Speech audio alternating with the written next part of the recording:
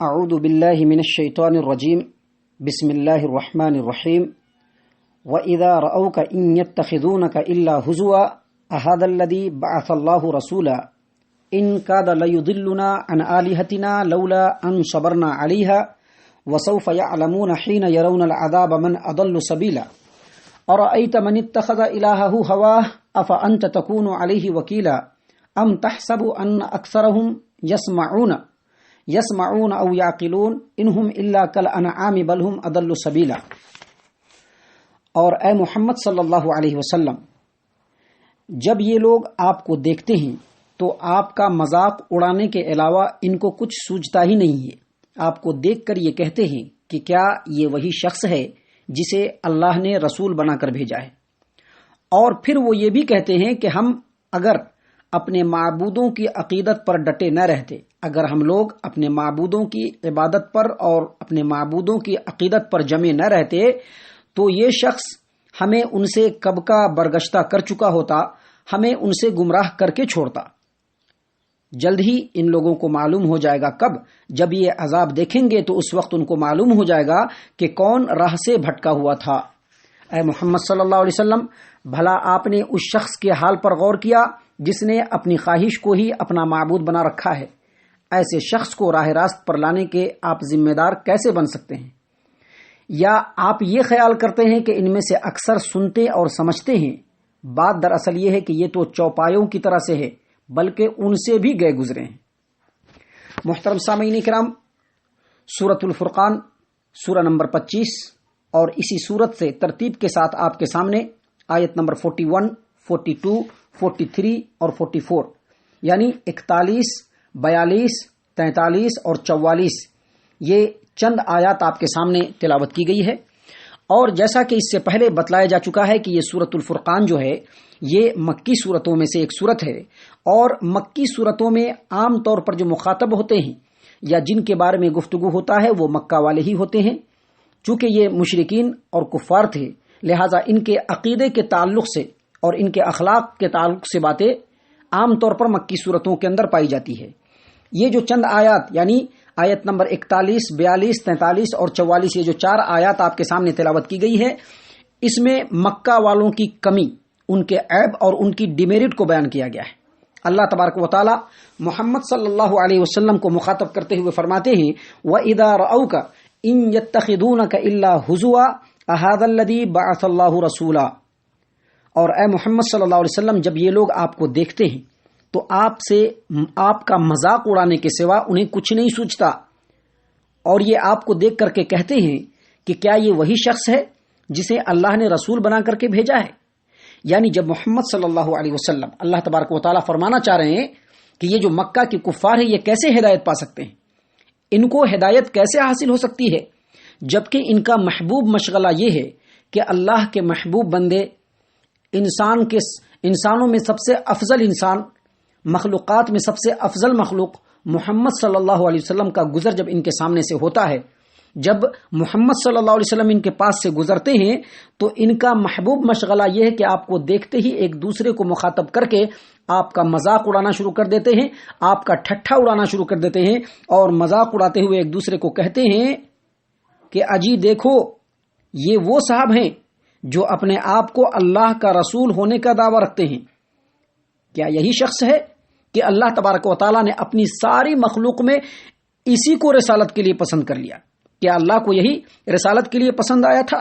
ذرا اس کی حیثیت تو دیکھو، ذرا اس کے بلند بانگ دعووں کو تو دیکھو، اس کی حیثیت کیسی ہے اور دعویٰ کتنا بڑا کر رہا ہے۔ کیا ہم اتنے ہی عقل کے اندھے ہیں کہ اس کے دعویٰ کو درست تسلیم کر لیں گے؟ ہم اس کے دعویٰ کو کبھی بھی نہیں مان سکتے۔ اللہ تبارک و تعالیٰ نے اسی بات کو واضح کرتے ہوئے اور بیان کرتے ہوئے اور مکہ والوں کے عیب کو واضح کرتے ہوئے کہا کہ ان لوگوں کو ہدایت کیسے ہوگی، جبکہ اے محمد صلی اللہ علیہ وسلم، جب آپ کو یہ لوگ دیکھتے ہیں تو آپ کا مذاق اڑاتے ہوئے کہتے ہیں کہ کیا اسی کو اللہ تبارک و تعالیٰ نے رسول بنا کر کے بھیجا ہے؟ اور پھر مزید کہتے ہیں، کیا کہتے ہیں؟ ان کاد لیضلنا عن آلہتنا لولا ان صبرنا علیہا وسوف یعلمون حین یرون العذاب من اضل سبیلا۔ کہتے ہیں کہ اگر ہم اپنے معبودوں کے اوپر ڈٹے نہ رہتے، اپنے معبودوں کی عقیدت پر جمے نہ رہتے، ان کے عبادت کے اوپر ڈٹے نہ رہتے تو یہ شخص ہمیں ان سے کب سے برگشتہ کر دیتا تھا. یہ شخص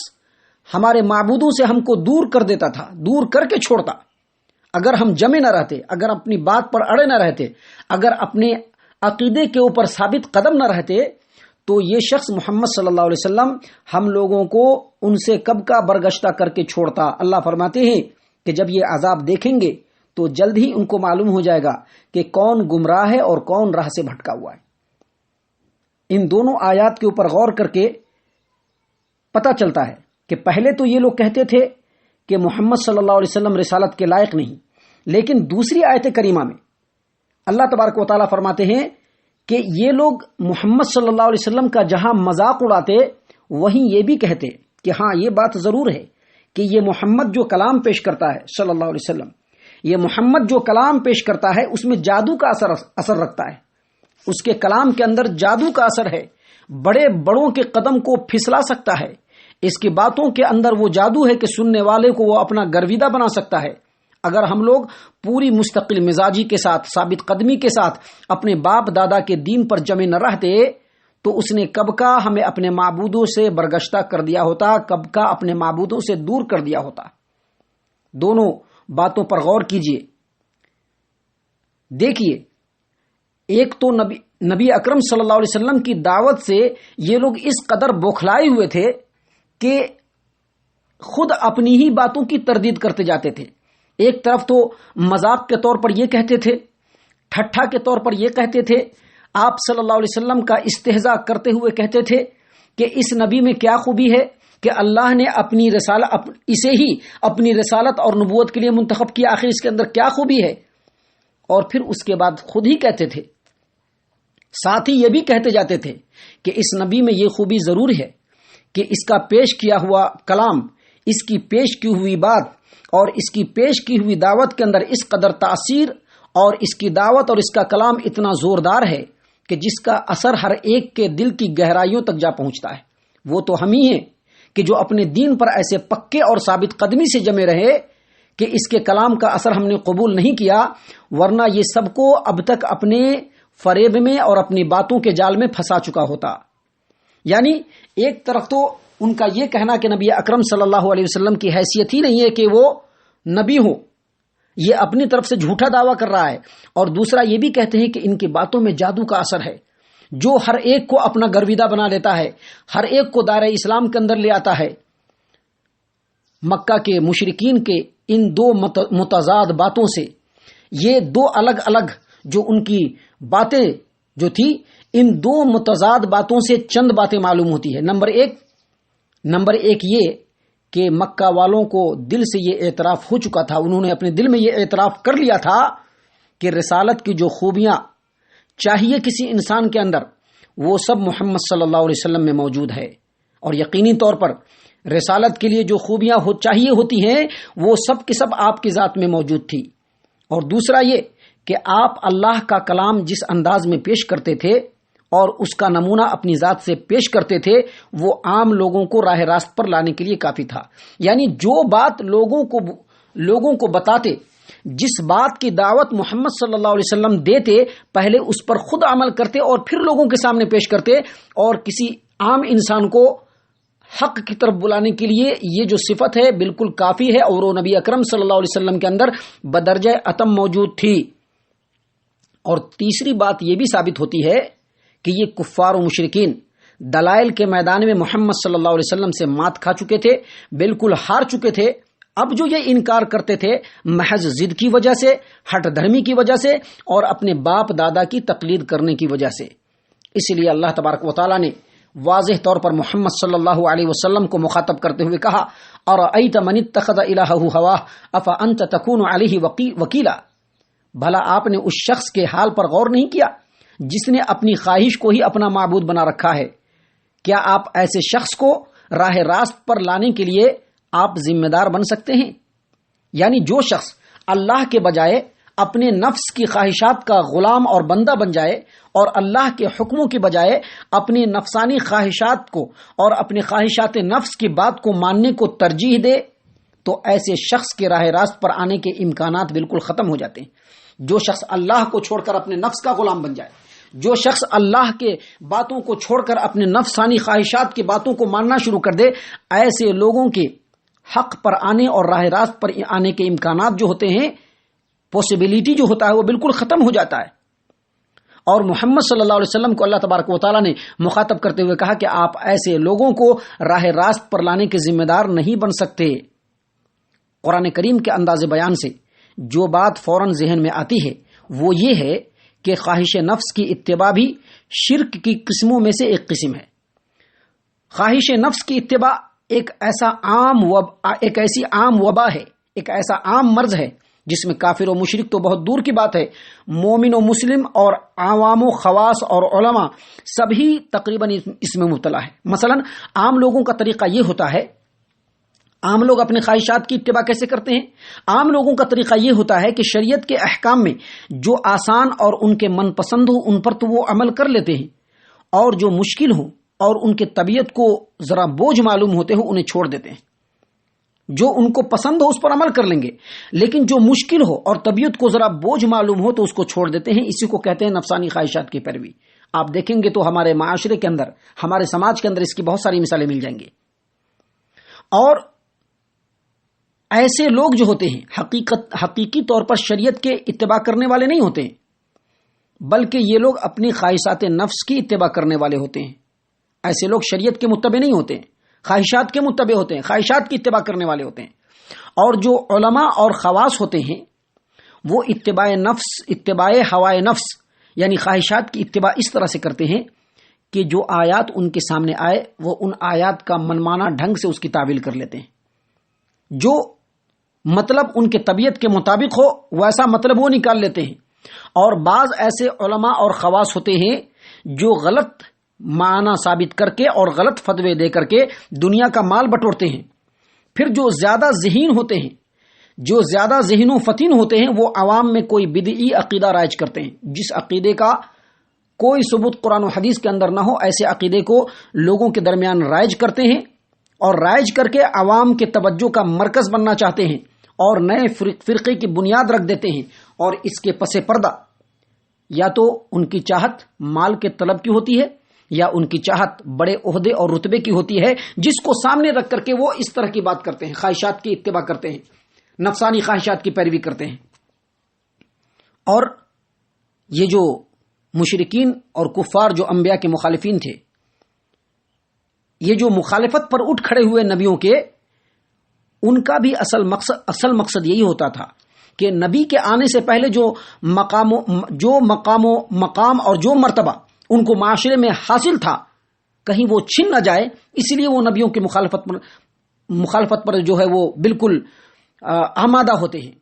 کیونکہ ان کا مقصد یہ ہوتا ہے کہ جو رتبہ اور جو مقام نبی کے آنے سے پہلے ان کو حاصل تھا کہیں وہ رتبہ اور مقام چھن نہ جائے۔ اور یہ جو مشرکین ہیں، ان کی اتباع نفس، ان کے خواہشات نفس کی اتباع کا کیا پوچھنا، یہ تو اس طرح سے نفس کی پیروی کرتے ہیں اور اس طرح سے نفس کو معبود بنا رکھے ہیں کہ آج ایک پتھر ان کو اچھا معلوم ہوا تو اس کو پوجنے لگے، کل اگر دوسرا اس سے خوبصورت پتھر مل گیا تو پہلے کو چھوڑ کر اس کے آگے سر جھکا لیا۔ یا کسی شخص نے جو مشرک ہے کسی ولی کے بارے میں، کسی مزار کے بارے میں کوئی ایسی کرامت یا حاجت روائی کے قصے کو سن لیا، لوگوں نے اس کے سامنے بیان کر دیا کہ فلاں بابا بڑے پہنچے ہوئے ہیں، تو اس کے مزار پر اپنی نظریں اپنی نیازیں دینا شروع کر دیتے ہیں، اس کے سامنے ہر کچھ نیچھاور کر دیتے ہیں، اور ایسا کرتے رہتے ہیں کہ ان کو پھر معلوم پڑتا ہے کہ نہیں، فلاں بابا جو ہے، فلاں بڑے بزرگ جو ہیں، یہ بڑے پہنچے ہوئے ہیں، لوگوں کی ضرورتوں کو پورا کر دیتے ہیں، ان کے سامنے جو مراد مانگو وہ پوری ہو جاتی ہے، جیسے کسی نے کہہ دیا ان کو چھوڑ کر کے اب ان کے پیچھے چل پڑے۔ الغرض، خلاصہ کلام یہ ہے کہ جس طرح سے انسانوں کی بے شمار اقسام ہیں، اسی طرح سے ان کی خواہش نفس اور اس کی اتباع کی بھی بے شمار قسمیں ہیں، اور رسول بھلا ان ہر طرح کے لوگوں کو راہ راست پر لانے کی ذمہ داری کیسے اٹھا سکتے ہیں؟ اس لیے اللہ تبارک و تعالیٰ نے فرمایا، ارأیت من اتخذ الہہ ہواہ افانت تکون علیہ وکیلا، بھلا آپ نے اس شخص کے حال پر غور کیا جس نے اپنی خواہش کو ہی اپنا معبود بنا رکھا ہے؟ کیا ایسے شخص کو راہ راست پر لانے کے آپ ذمہ دار بن سکتے ہیں؟ اور اللہ تبارک و تعالیٰ نے مزید کہا، ام تحسب ان اکثرهم یسمعون او یعقلون، یا آپ یہ خیال کرتے ہیں کہ ان میں سے اکثر سنتے اور سمجھتے ہیں؟ بات ایسی نہیں ہے. بات دراصل یہ ہے انہم الا کالانعام، یہ تو چوپائے جانوروں کی طرح سے ہے. بل ہم اضل سبیلا، بلکہ ان سے بھی زیادہ گئے گزرے. یعنی ایسے لوگ جو اپنی خواہشات کی پیروی کرتے ہیں، اللہ کے حکم کے اللہ کے حکم کو سامنے پانے کے باوجود اپنی خواہشات کی پیروی کے پیچھے چلتے ہیں، ایسے لوگ دراصل چوپائے سے بھی بدتر ہوتے ہیں. اور اس کی دو وجہ ہے. پہلی وجہ یہ کہ ہر چوپایا جانور اپنے پالنے والے کو خوب پہچانتا ہے، اس کا وفادار ہوتا ہے، اس کا فرما بردار ہوتا ہے اور اپنے مالک کے سامنے گردن جھکا دیتا ہے. اگر انہیں کھلا چھوڑ دیا جائے تو باہر چر پھر کر کے پھر مالک کے گھر میں واپس آ جاتے ہیں. لیکن یہ انسان، اس کا حال یہ ہے کہ وہ اس بات کو تسلیم کرتا ہے کہ اللہ اس کا پروردگار ہے، اس کا پالنہار ہے، اس کا پیدا کرنے والا ہے. لیکن ان تمام باتوں کے باوجود اپنی نیاز مندیوں میں، اپنی نظروں میں، اپنے نیازوں میں، اپنی دعاؤں میں اور اپنی عبادتوں میں اللہ کے ساتھ دوسروں کو بھی شریک بنا لیتا ہے. اس لیے یہ لوگ چوپائے جانور سے بھی بدتر ہیں. اور اس کی دوسری وجہ یہ ہے کہ انسان اپنی آنکھوں اور کانوں سے اتنا ہی کام نہیں لینا چاہیے انسان کو جتنا جانور لیتا ہے. جانور اپنے آنکھوں سے اور اپنے کانوں سے جتنا کام لیتا ہے انسانوں کو نہیں لینا چاہیے، کیونکہ جانوروں کے اندر جو عقل ہے، جو شعور ہے، وہ کم ہے. اس کے مقابلے میں انسانوں کو اللہ تبارک و تعالیٰ نے عقل سے، شعور سے نوازا ہے. جانوروں کو عقل و شعور سے نہیں نوازا ہے. لہذا جتنا جانور کام لیتے ہیں اتنا نہیں لینا، بلکہ اس سے زیادہ لینا.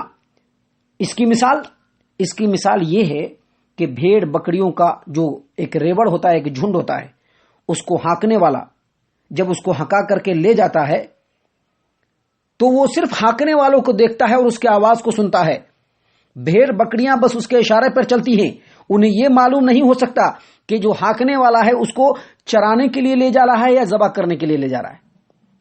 جانوروں کو یہ معلوم نہیں ہوتا. وہ صرف دیکھتا ہے کہ فلاں آدمی مجھ کو ہکا رہا ہے اور لے کے چلا جا رہا ہے. وہ اس کے ہکانوں کو دیکھتا ہے، انسان کو دیکھتا ہے اور اس کی آواز کو سنتا ہے. لیکن اس کو معلوم نہیں کہ یہ جو لے جا رہا ہے مجھ کو کہاں لے جا رہا ہے، چرانے کے لیے لے جا رہا ہے یا ذبح کرنے کے لیے لے جا رہا ہے. کیونکہ اللہ نے ان کو اتنی عقل نہیں دی ہے اور وہ اندازے سے آنے والے حال کا کچھ اندازہ نہیں کر سکتے. لیکن اللہ تبارک و تعالیٰ نے انسان کو ایسی عقل اور تمیز عطا کی ہے کہ وہ چرواہے کے درمیان اور قصائی کے درمیان فرق کر سکتا ہے. کون اس کو اچھائی کی طرف لے جا رہا ہے اور کون اس کو ہلاکت و بربادی کی طرف لے جا رہا ہے، انسان اس کو سوچ سکتا ہے. لیکن اس کے باوجود جو شخص اپنے بھلے اور برے میں تمیز نہ کر سکے، یا اسے یہ بھی معلوم نہ ہو سکے کہ کون اسے سیدھی راہ کی طرف بلا رہا ہے اور کون گمراہی کی تاریکیوں میں دھکیل رہا ہے، کون اس کا دوست ہو سکتا ہے اور کون دشمن، اگر وہ اتنا بھی نہ سوچ سکے تو یقینی طور پر وہ جانوروں سے بھی بدتر ہے. اللہ تبارک و تعالیٰ سے دعا ہے کہ اللہ تبارک و تعالیٰ ہم تمام کو نیک توفیق عنایت فرمائے. یہ آیات جن باتوں کی طرف ہمیں بلاتا ہے، اللہ تبارک و تعالیٰ ان باتوں کی طرف ہمیں توجہ دینے کی توفیق عنایت فرمائے. جن عملی کوتاہیوں کی طرف ان آیات میں اللہ نے اشارہ کیا ہے، اللہ تبارک و تعالی ہمیں ان کوتاہیوں کو ہماری زندگی سے دور کرنے کی توفیق عنایت فرمائے. اور قرآن کریم کو اللہ تبارک و تعالی ہماری زندگی کا دستور اور ہماری زندگی کا لائحہ عمل بنانے کی توفیق عنایت فرمائے. آمین یا رب العالمین. وما علینا الا البلاغ المبین.